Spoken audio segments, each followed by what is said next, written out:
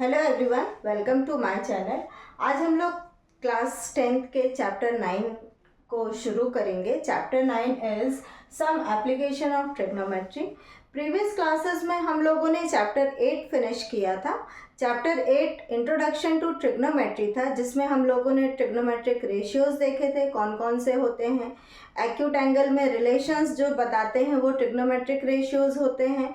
उनकी आइडेंटिटीज़ क्या होती हैं उस पर डिस्कशन किया था, और उनकी डिग्रीज पर वैल्यूज़ क्या होती हैं रेशियोज़ की, 0 से 90 डिग्री पर क्या वैल्यूज़ होती हैं, प्लस उससे रिलेटेड कुछ क्वेश्चन सॉल्व किए थे। अब हम लोग उन्हीं कॉन्सेप्ट को थोड़ा सा आगे बढ़ाते हुए एप्लीकेशन ऑफ ट्रिग्नोमेट्री शुरू करेंगे। और एप्लीकेशन ऑफ ट्रिग्नोमेट्री में जो हम लोगों ने प्रीवियसली कॉन्सेप्ट डिस्कस किया था उसका यूज़ है, बस इसमें थोड़ा सा और एक पॉइंट ऐड हो गया है कि हमें अब उस कॉन्सेप्ट को अप्लाई कैसे करना है ये ध्यान देना है। ठीक है, एप्लीकेशन ऑफ ट्रिग्नोमेट्री में हमको दो बहुत इंपॉर्टेंट पॉइंट पर डिस्कशन करना है, और इन दो पॉइंट्स को आपको अपने माइंड में प्रॉपर तरीके से रखना है, उनकी इमेज बना लेनी है। और यदि आपने इन दो पॉइंट्स को अपने दिमाग में इमेज के फॉर्म में रख लिया तो आपसे ये चैप्टर बहुत इजीली सॉल्व होने वाला है। इसमें दो कॉन्सेप्ट हैं। पहला है angle of elevation, angle of elevation, और दूसरा है एंगल ऑफ डिप्रेशन। नेक्स्ट क्या है? Angle of depression. ठीक है, एंगल ऑफ एलिवेशन का मतलब क्या है? यहाँ पर एक हॉरिजॉन्टल लाइन हम कंसीडर करते हैं। ठीक है, यहाँ पर एक हॉरिजॉन्टल लाइन कंसीडर करते हैं, और यहाँ बना देती हूँ। हॉरिजॉन्टल लाइन कंसीडर करते हैं। हॉरिजॉन्टल लाइन में ये x पॉइंट है, ये O है। सपोज करो ये ऑब्जर्वर I है। ऑब्जर्वर मीन्स जो ऑब्जर्व कर रहा है। ट्रिग्नोमेट्री का एप्लीकेशन एक्चुअली जो फाइंड आउट करते हैं, हम डिस्टेंस फाइंड आउट करते हैं, किसी ऑब्जेक्ट की हाइट फाइंड आउट करते हैं, या दो पॉइंट की डिस्टेंस फाइंड आउट करते हैं। तो वहाँ पर जब इस तरह के क्वेश्चंस आते हैं तो ऑब्जर्वर होता है जो ऑब्जर्व कर रहा है। तो ऑब्जर्वर, यहाँ पर O को हम डिनोट कर रहे हैं ऑब्जर्वर, और इसको हम मान रहे हैं कि ये ऑब्जर्वर I है। ठीक, अब ये this is called horizontal line. Horizontal line ये क्या कहलाती है? हॉरिजॉन्टल लाइन कहलाती है। यहाँ पर ये ऑब्जर्वर खड़ा है और ये ऊपर की तरफ यदि देख रहा है ना, हॉरिजॉन्टल लाइन के ऊपर की तरफ यदि एंगल बन रहा है तो ये एंगल कहलाता है एंगल ऑफ एलिवेशन। ठीक है, ये हॉरिजॉन्टल लाइन के ऊपर जब एंगल बनता है तो जो एंगल बनता है वो कहलाता है एंगल ऑफ एलिवेशन। और इस तरह की सिचुएशन जब आप यहाँ से परपेंडिकुलर ड्रॉ कर देंगे तो ये राइट एंगल ट्रायंगल हो जाएगा। इसीलिए यहाँ पर ट्रिग्नोमेट्री का यूज होता है। ठीक है, यहाँ पर सपोज करो ये पी एक्स और ओ ट्रायंगल है, जिसमें ओ एक्स हॉरिजॉन्टल लाइन है, ओ इज ऑब्जर्वर, और ओ ऑब्जर्व कर रहा है किस पॉइंट को? पी पॉइंट को ऑब्जर्व कर रहा है।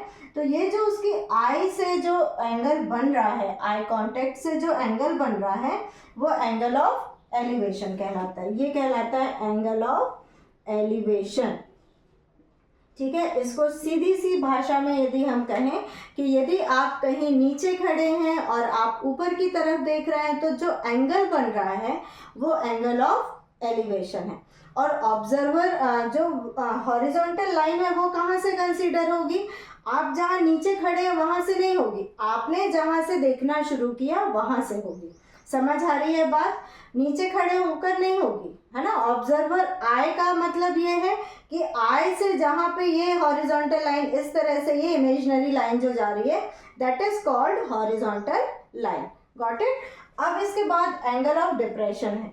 एंगल ऑफ डिप्रेशन में ये हॉरिजॉन्टल लाइन है, इसको हम डॉट से डिनोट कर देते हैं क्योंकि ये भी इमेजिनरी ही है। यहाँ पर हमने इसलिए किया क्योंकि एंगल ऑफ एलिवेशन ट्रायंगल ऊपर बन रहा था। यहाँ पर हम इसको डॉटेड लाइन से डिनोट कर रहे हैं एक्स ओ को। दिस इज ऑब्जर्वर आई, और अब वो ऊपर खड़ा है और नीचे की तरफ देख रहा है। ठीक है, तो वो ऊपर खड़ा है और नीचे की तरफ देख रहा है, तो ये जो एंगल फॉर्म हो रहा है, ठीक है, दिस इज कॉल्ड थीटा और this is called angle of depression.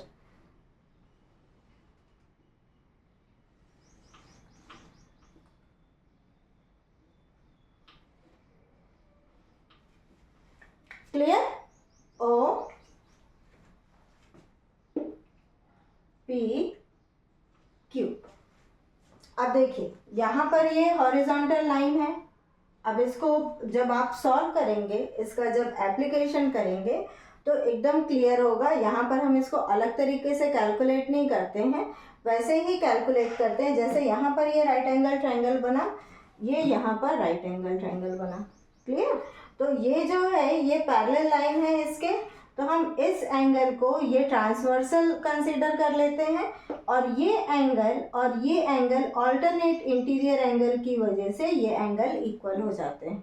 तो हम इस एंगल को यहाँ ना कंसीडर करके यहाँ कंसीडर करते हैं और इसका कैलकुलेशन कर लेते हैं। ठीक है, जब आप इसको अप्लाई करेंगे क्वेश्चन में इस कॉन्सेप्ट को तो आपको क्लियर हो जाएगा। अभी सिर्फ आपको इतना समझना है कि what is angle of elevation and what is angle of depression. Simple language में, यदि आप नीचे खड़े हैं, नीचे से आप ऊपर की तरफ देख रहे हैं तो एंगल ऑफ एलिवेशन बनेगा, और यदि आप ऊपर खड़े हैं और ऊपर से नीचे की तरफ देख रहे हैं तो एंगल ऑफ डिप्रेशन बनेगा। ठीक है, अब ये सिचुएशन हो सकता है खड़े होने की नहीं, आपके किसी पेड़ के टूटने की हो, कोई अलग अलग सिचुएशन भी हो सकती है। ठीक, लेकिन आपके दिमाग में जो इमेज बननी चाहिए वो ऐसी ही बननी चाहिए। एंगल ऑफ डिप्रेशन दोनों को ही हम हॉरिजॉन्टल लाइन के करस्पॉन्डेंस कैलकुलेट करते हैं और दोनों का कैलकुलेशन सेम होता है। ठीक, इसकी वैल्यू और इसकी वैल्यू दोनों की सेम होती है। समझ आ गया? ओके, अब हम इसमें एक्सरसाइज का पहला क्वेश्चन सॉल्व करेंगे। A circus artist is climbing a 20 metre long rope which is tightly stretched and tied from the top of a vertical pole to the ground।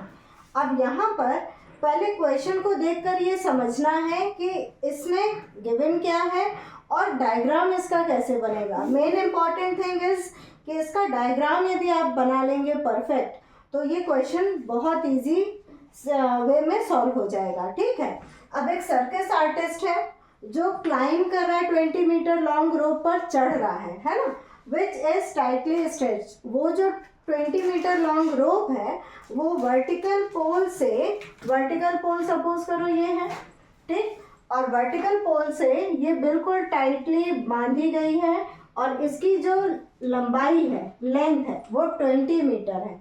What is this? This is rope. ये क्या है? ये रोप है ना, और ये क्या है? दिस इज पोल, ये पोल है और ये रोप है। अब इसके बाद pole to the ground, find the height of the pole if the angle made by the rope with the ground level is 30 degree. अब आपको इस पोल की हाइट पता करनी है और ये जो एंगल, जो रोप बंधी हुई है पोल के टॉप से किसी पॉइंट पर, वो एंगल कितने डिग्री का बना रही है? 30 डिग्री का बना रही है। ठीक, अब हम इसको यहाँ से ज्वाइन कर देंगे तो ये जो फिगर बनेगा ये राइट एंगल ट्रायंगल बनेगा। अब राइट एंगल ट्रायंगल में हम ट्रिग्नोमेट्री अप्लाई करते हैं। इसको नेम दे दो A B C, P Q R आप कुछ भी दे सकते हैं। अब AC इज द पोल और AB इज द रोप। ठीक है, AC पोल है और AB रोप है। अब हमको फाइंड आउट क्या करना है? फाइंड आउट करना है हाइट। अब देखिए प्रीवियस चैप्टर 8 में हम लोगों ने राइट एंगल ट्रायंगल में ट्रिग्नोमेट्रिक रेशियोज देखा था और उस रेशियोज को का एक्यूट एंगल की जो साइड्स होती है उनमें रिलेशन देखा था। अब मेरे पास मुझे परपेंडिकुलर चाहिए, हाइपोटेनस गिवन है, तो इस परपेंडिकुलर और हाइपोटेनस में रिलेशन कौन सा रेशियो बताता है? Sine theta. यस, तो यहाँ पर हमारे पास साइन थीटा बराबर, बेटा इसको जब आप सॉल्व करेंगे तो आप इसको लैंग्वेज में लिख लेंगे कि AC is the pole and AB is the rope and height length of the rope is 20 metre. ये सब गिवन कंडीशन में डाल देंगे और फिर उसको सॉल्व करेंगे। ठीक है, अब साइन थीटा बराबर क्या होता है? P/H। साइन थीटा बराबर P/H। अब ये क्या कुछ नया सीखा क्या हमने? नहीं, चैप्टर 8 में जो हमने सीखा था उसका यूज कर रहे हैं। अब यहाँ पर थीटा बराबर कितना है? थीटा बराबर 30 डिग्री है, तो साइन थीटा की जगह हम रख देंगे साइन 30 डिग्री। अब व्हाट इज परपेंडिकुलर है? Perpendicular is height of the pole, जिसको हमने क्या कंसीडर किया? h, ठीक। और हाइपोटेनस क्या है? AB, रोप की लंबाई। अब रोप की जो लेंथ है वो 20 मीटर है, ठीक। अब साइन 30 डिग्री भी हम चैप्टर 8 में कर चुके हैं। साइन 30 डिग्री की क्या वैल्यू होती है? 1/2। Very good. अब हमने इसको याद भी कर लिया है और हम इसको फाइंड आउट भी कर सकते हैं, है ना। लेकिन जब बहुत सारे क्वेश्चंस किए हमने प्रीवियसली, तो हमें याद हो गया कि साइन 30 कितना होता है? 1/2 h/20, ठीक। अब इसका हम क्रॉस मल्टीप्लिकेशन करेंगे। अब क्रॉस मल्टीप्लिकेशन करेंगे तो we have to find out the value of h। तो हम इसको 20 को ऊपर यहाँ पर ले जाएंगे। 20 को मल्टीप्लाई जब आप करेंगे 1 से तो ये हो जाएगा 20। अपॉन में ये रहने दो क्योंकि हमें h की वैल्यू चाहिए, अपॉन में ये रहने दिया h। अब h बराबर क्या हो गया? h बराबर हुआ 10, मतलब 10 किसमें है ये यूनिट? मीटर। तो what is this? This is height of the pole, ठीक है। तो ये क्या मिल गया आपको? हाइट ऑफ द पोल क्या हो गई? Height of the pole is 10 metre. समझ आ गया? तो सबसे पहले आपको क्वेश्चन को रीड करना है। रीड करने के बाद डायग्राम बनाएंगे और डायग्राम बनाने के बाद इसका सॉल्यूशन करना है। जब तक आप डायग्राम नहीं बनाएंगे आपको ये क्वेश्चंस नहीं बनेंगे। डायग्राम भी बिल्कुल प्रॉपर बनना चाहिए, सही बनाओगे तभी आपसे ये सॉल्यूशन और इसकी वैल्यू सही निकलेंगी, ठीक है। ओके, आज की क्लास में हम लोगों ने सिर्फ इतना ही डिस्कस किया है। एक तो इंट्रोडक्शन कि एंगल ऑफ एलिवेशन और डिप्रेशन क्या होता है, और 9.1 एक्सरसाइज का question number 1। Okay, I hope आज की क्लास आपके लिए फ्रूटफुल होगी और हम नेक्स्ट क्लास में नेक्स्ट क्वेश्चन सॉल्व करेंगे। Thank you.